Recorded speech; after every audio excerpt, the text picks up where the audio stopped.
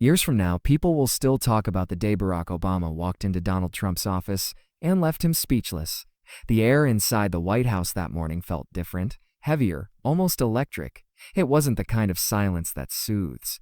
It was the kind that makes your chest tighten. Security guards stood straighter. Staff whispered in corners. Every footstep echoing down the marble halls seemed to carry a single unspoken message. Something important was about to happen. Inside the Oval Office, the president's chair faced the window, sunlight glinting off its polished surface. Donald Trump sat there, hands clasped, eyes fixed on the door. He had called for this meeting himself. On paper, it was to be a discussion of national matters, policy, direction, unity. But everyone knew the full story. This meeting had a shadow behind. The man entering was Barack Obama, the one who had publicly humiliated Trump years ago with nothing more than a few jokes and an unshakable smile. Now Trump had the power, the title, the room, and for him that meant one thing. It was time to settle the score. The clock on the wall ticked once, then again. Tick, tick. The doors opened. Barack Obama stepped in, calm, measured. The same slow, confident walk that once filled stadiums with applause now carried him across a room charged with tension. He wore his half-smile, not forced, not fake, just polite. The kind that says, "I see what's happening, but I won't let it shake me." Trump stood, extending his hand.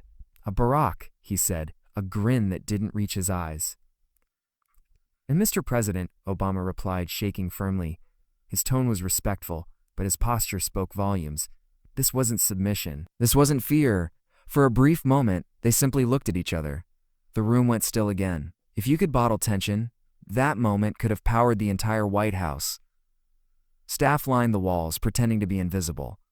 No one dared breathe too loud. Trump gestured to the chair across from him. "Have a seat." Obama nodded and sat. A folder lay before him. Neat, organized, color-coded. Economic reforms, foreign policy, education.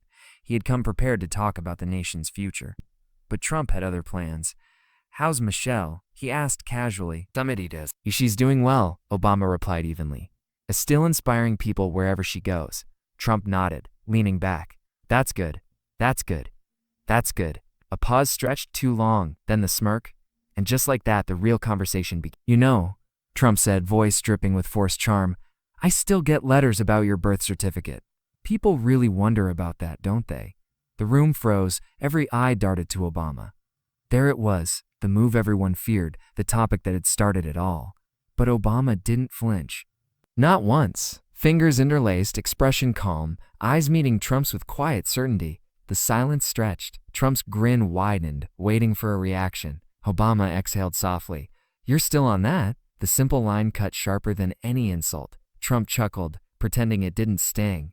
"Hey, I'm just saying what people are saying. You know how it is. I hear things." Obama nodded slowly, then reached into his folder. A neatly folded document slid across the table. His birth certificate, the same one released years ago. "Here it is again," he said lightly. "Check it as many times as you need. The paper hasn't changed." Trump's smile flickered, a small crack in the mask. The silence returned. Tick, tick, tick. The tension now belonged to Trump. For the first time since the meeting began, he looked unsettled. He straightened his tie, cleared his throat, forced a grin. "Well," he said, "I guess that settles it then." "It's been settled for years, Donald," Obama replied. Calm, steady, certain, not loud, not aggressive, but more powerful than either. Control. Trump shifted. The energy in the room shifted. What was meant to be a show of dominance now looked like something else entirely. A man trying to win a game the other refused to play. Outside, the wind rustled the American flag. Inside, the silence felt heavier than ever. Obama's eyes swept the room. The portraits of past presidents, stacks of briefing papers, the clock still ticking. Then he looked back at Trump and said quietly, "And so, are we ready to discuss the nation's future?" Trump hesitated. His confidence flickered, replaced by uncertainty. He hadn't expected this, hadn't expected Obama to hold the room without raising his voice once. That was Obama's power. Calmness that demanded attention. As the clock ticked into the next minute, everyone in the room understood one thing. This wasn't just a meeting anymore. It was a chess match between two very different kinds of strength. And the next move would change everything. Once Obama settled into his chair, the atmosphere shifted. Gone was the polite stiffness of greetings. Now only tension remained. thick, invisible, pressing down on everyone. Trump leaned back, fingers drumming lightly on the armrest, eyes locked on Obama, studying, calculating. He smiled, the slow, confident grin seen 1,000 times before, the one that usually preceded something controversial. Obama noticed. He'd seen it before, on TV screens and debate stages, and he knew something was coming. "Beautiful day, isn't it?" Trump said, glancing toward the window. "It is," Obama replied. Polite. But Trump wasn't talking about the weather. His tone had a sharp edge, a warning, a warm-up. Then, without pause, he leaned forward, elbows on the table. His smile vanished. "So tell me, Barack," he said, serious now, "are we sure you were even born here?" The words hit like a thunderclap. Every sound vanished, even the faint hum of the air conditioner. An aide stopped writing. Another looked at the floor.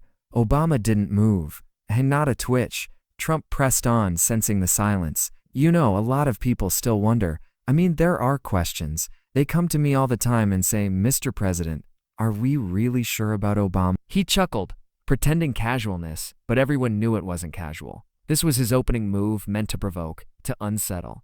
Years ago, that rumor, the false birther theory, had fueled his rise, questioning Obama's birthplace, his legitimacy. Even after the documents proved it false, the whispers remained, and now Trump was bringing it back face to face. Finally, Obama looked up, eyes steady, calm, piercing. "Still on that?" he said softly. Not a question, a statement. Controlled, quiet, powerful. Trump blinked, caught slightly off guard by how relaxed Obama seemed. He leaned back, spreading his arms. "Hey, I'm just saying what people are saying. You know, people talk." Obama didn't respond immediately. He took a measured breath, then opened the folder he had brought. Papers, charts, notes. But one document stood out. Slowly he unfolded it and placed it on the table. His birth certificate. It wasn't for show. It wasn't dramatic. It was quiet power, the kind that never needs to raise its voice. "There it is," Obama said evenly. "Signed, sealed, verified. You can read it again if you like." Trump stared at it for a moment, silent, then laughed softly. "Oh, well, I guess that clears it up. Maybe." Playful, but tinged with irritation. "There's no maybe, Donald. There never was," Obama said faintly, smiling. For a long moment neither spoke. The silence was deafening. Two men, both used to the spotlight, both unwilling to yield. Trump picked up a pen, tapping it slowly against the table. "You know," he said, measured, "some presidents spent a lot of time talking. I like to get things done." "Big difference." Obama's lips curved slightly. "Doing things," he said quietly, "is easy. Doing the right things, that's the hard part." The tone was polite, but it hit like lightning. The pen clattered softly onto the desk. For a few seconds, time felt frozen. Even the Secret Service outside seemed to sense the tension radiating through the walls. Trump broke the silence first. "Well," he said, forcing a laugh, "you always were good with words." Obama didn't answer. He just looked at him. Calm, measured, steady. Not arrogance. Control. That was what unsettled Trump the most. He'd expected fire, anger, maybe even a heated argument. Instead, he got silence that said, "You can't shake me." Trump leaned forward, trying to reclaim the moment. "You know, Barack, when I think about my presidency and yours, we had very different styles. I liked to be bold. You liked speeches." Obama looked up, quiet, almost casual. "Maybe," he said, shrugging. But words can build bridges or burn them. You choose which ones to build." Another silence, longer, heavier. Trump shifted in his seat, suddenly uncomfortable. His opening move had failed. The man he had tried to humiliate hadn't taken the bait. Obama had reflected it back, and Trump wasn't ready for that mirror. Deep down, he knew the meeting wasn't going as planned. Because in that moment, Obama wasn't just defending himself, he was showing everyone, and maybe Trump himself, that power doesn't come from shouting the loudest. It comes from standing your ground without losing your calm. The first round clearly belonged to Obama. The air in the Oval Office felt heavier. Trump had thrown his best punches, but none landed as expected. Obama sat quietly, fingers resting on the table, gaze steady. That calmness was getting under Trump's skin.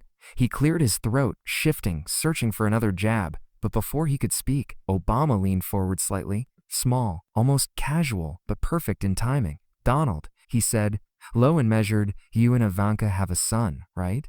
The room went still. Every eye lifted. Even the aides froze, confused. Trump's confidence faltered. "What's that supposed to mean?" he asked sharply. Obama let the silence do the work. Then slowly, "It means, before you question my background, maybe think about the example you're setting for yours." Trump blinked. He had come prepared for politics, documents, a fight, not family. He forced a laugh. Barack, we're not here to talk about family. Stay professional." Obama didn't smile. "Professional?" he repeated softly. "Interesting. Because professionalism starts with respect, something you seem to forget." The words hung calm but heavy, authority without volume. Trump leaned back, trying to recover. "You're twisting this around?" he snapped. "No," Obama said gently. "I'm just reminding you that leadership isn't about insults or conspiracies. It's about truth. And I've got the truth written down. Every word, every record, every fact." Trump narrowed his eyes. "You're threatening me now?" Obama met his gaze evenly. "I'm giving you a choice. You can keep twisting things, or you can stop before this gets embarrassing for you." The room went silent again. Staff dared not move. Trump's breath grew heavier. He tried another laugh. It came out strained. "Embarrassing for me? Please?" Obama leaned back, hands clasped. "You're the one bringing up rumors that died years ago, but if we're reopening old stories, I can bring some of yours, too." Trump's face reddened. "You wouldn't?" Obama tilted his head slightly. "Try me." Trump seemed ready to explode. "You're out of line. You don't—" But Obama's calm voice cut through, cool as water over fire. "I'm in this office because I earned it once, and I'm here today because I was invited." The sentence landed harder than any shout. Trump faltered. Anger drained, replaced by quieter frustration. "Higher earned. Defense, you think you're better than me?" Obama held his gaze. No. I think I understand something you still don't." Trump frowned. "And what's that?" "That power," Obama said, calm, deliberate, "isn't about proving you're right. It's about knowing when to stop proving anything at all." The quiet that followed was almost painful. Even the clock's ticking sounded louder, echoing through the Oval Office like footsteps in an empty hallway. Obama wasn't arguing anymore. He was teaching, and that made Trump look smaller. Trump reached for his water, hand trembling slightly as he lifted it. He sipped, trying to hide it. Obama continued, tone never rising. "When you lead with anger, you lose control. But when you lead with truth, you never have to raise your voice." Trump set his glass down with a sharp click. "Don't lecture me, Barack." "Yeah, Barack." "I'm not lecturing," Obama said evenly. "I'm reminding you." Then, for the first time, he leaned back with a faint, confident smile. Not smug, just sure. "Remember, Donald," he continued quietly, "you're not the only one who keeps records. I have documents too. If I ever need to prove a point, I won't need rumors or noise. I'll use facts, and they speak louder than any tweet or headline." The words landed heavy. Trump's jaw tightened. He hated being warned this way. Every time he tried to twist the moment, Obama brought it back to calm truth. Every insult bounced off him like rain on glass. Trump had wanted a fight. Obama had given him something worse, a mirror, and what he saw reflected back wasn't strength. It was insecurity, pride, and the fear that someone else could command a room with nothing more than composure. Silence stretched, thick and oppressive. Trump looked away, pretending to study a stack of folders on his desk. He mumbled something about getting back to business, but the fire was gone from his voice. Obama nodded politely. Let's talk about real business, the kind that helps the country, not egos." Trump didn't respond. He straightened papers, eyes avoiding Obama. The power in the room had shifted completely. Obama didn't need numbers, arguments, or titles. He had won simply by staying calm while the other man floundered. Quiet control. The kind that tells everyone who's in charge without a word of shouting. The battle wasn't over, but the tide had turned. Trump had entered thinking he could humiliate Obama. Now he struggled to keep his composure. The clock ticked. Silence hung over the Oval Office, heavy and uneasy. Trump sat stiff, jaw tight, eyes darting once before snapping back up. Obama hadn't moved. Composed, confident, almost too calm. That calmness unnerved Trump. It wasn't arrogance. It was control. "You think you can come here and talk down to me?" Trump snapped, voice cracking slightly. "I'm in this office because I earned it once," Obama said steadily. "And I'm here today because I was invited. That's exactly why you should act like one." Trump blinked, caught between anger and disbelief. "What's that supposed to mean?" Obama leaned forward slightly. It means stop turning everything into a fight. Stop dragging people through the mud just to make yourself feel taller. He paused, firm but quiet. You brought up my birth certificate again, Donald. After all these years, people have a right to ask questions, Trump interrupted, crossing his arms. They do, Obama said slowly. But you didn't ask questions, Donald. You started rumors. You built a stage on lies and made the country watch, and now you're doing it again. Only the target keeps changing. Trump opened his mouth, but Obama continued. You've twisted the truth so often that even the people who once believed you are starting to wonder what's real anymore. Trump's fingers drummed the desk. He needed to push back. His usual tools, mockery, deflection, noise, were useless here. Obama straightened slightly, voice low and calm. You mentioned my background earlier. Maybe you should remember people haven't forgotten about yours either. Trump's eyes narrowed. What's that supposed to mean? I'm talking about the people closest to you, Obama said. About how the choices you make affect them. And then came the words that made the room hold its breath. Especially one person. Ivanka. Trump stiffened. His body froze. Leave her out of this, he said sharply. I wish I could, Obama replied calmly. But you brought her in long before I mentioned her. You gave her a desk in the White House. Let her make calls that changed policy. She's not just your daughter. She's part of your administration. Trump shifted, visibly uncomfortable. You don't get to talk about my family. Obama leaned forward slightly. His voice was soft, but carried unmistakable authority. Donald, I don't want to talk about your family. I want to talk about responsibility. Because when you bring family into power, he continued, their actions and your words about them become part of the story. Trump frowned, confused, struggling to follow the direction. And then Obama delivered the line that hit like thunder. You remember what you said about her once on television? Trump's face flushed red. That was years ago. Obama nodded. It was, he said. But words don't just disappear, Donald. They stay. His eyes didn't leave Trump's. People remember. They remember when you said, if Ivanka weren't my daughter, perhaps I'd be dating her. The room froze. Aides looked away, pretending not to hear. Even the air seemed to hold its breath.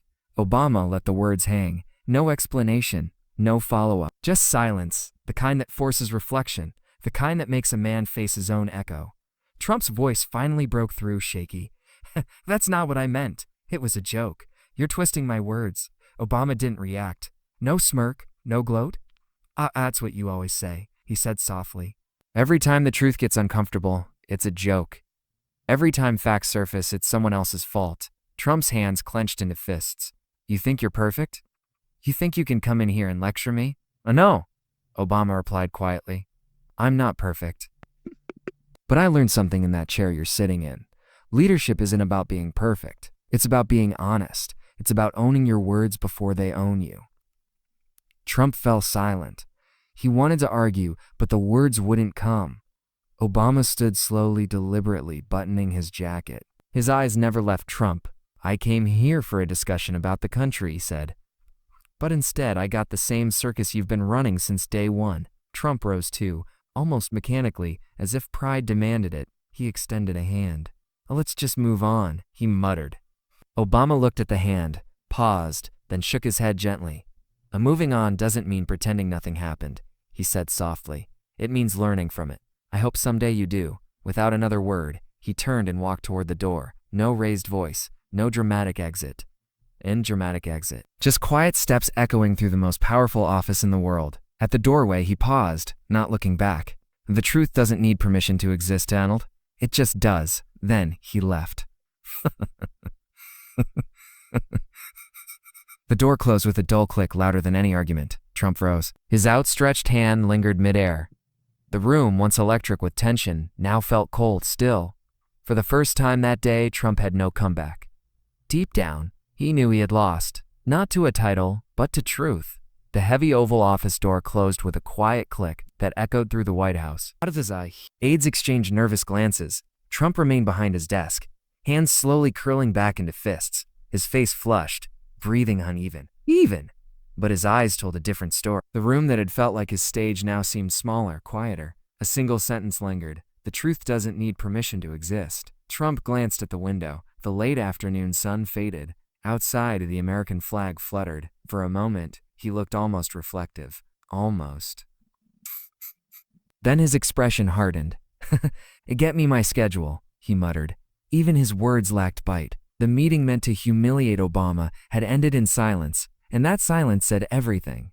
Down the hall, Obama walked with steady steps. Secret Service followed at a respectful distance. No one spoke. He didn't look angry, nor smug, just tired, yet peaceful.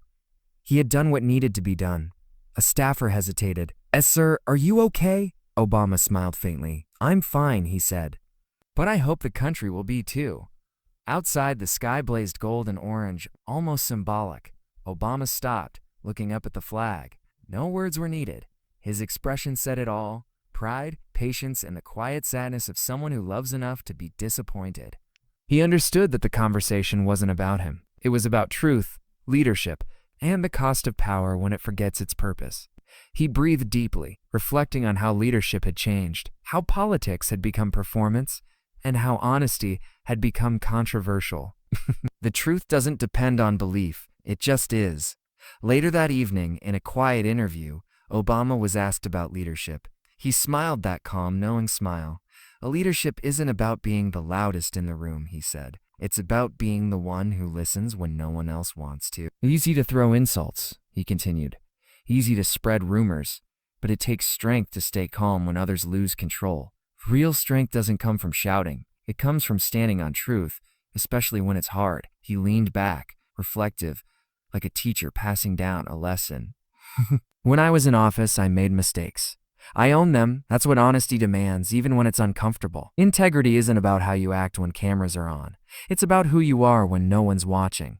Those words lingered. Simple, clear, powerful, the heart of what had unfolded that day. Obama didn't win by shouting. He let truth speak, and it spoke louder than anything else could. As night fell over Washington, the White House lights glowed softly. Inside, Trump's team tried to move past the meeting, pretending it was ordinary, but those who had been there remembered differently. They remembered the silence, Trump's hand hanging unanswered, and the calm that followed, the calm that doesn't roar, but resonates. Later, in private reflection, Obama wrote one line in his notebook: "Power fades. Truth doesn't." That was the lesson. Leadership isn't humiliation, pride, or theatrics. It's humility, standing your ground without lowering yourself. And that evening, Obama left the White House without applause, cameras, or headlines, facing noise with quiet strength. Not shouting, not threats, just truth. And that's what made his comeback unforgettable. Not because he raised his voice, but because he stood taller. And in the end, the question remains: what does leadership really mean to you? Power, control, popularity, or honesty, even when no one's watching? Because as Obama showed that day, truth doesn't fight, it just stands.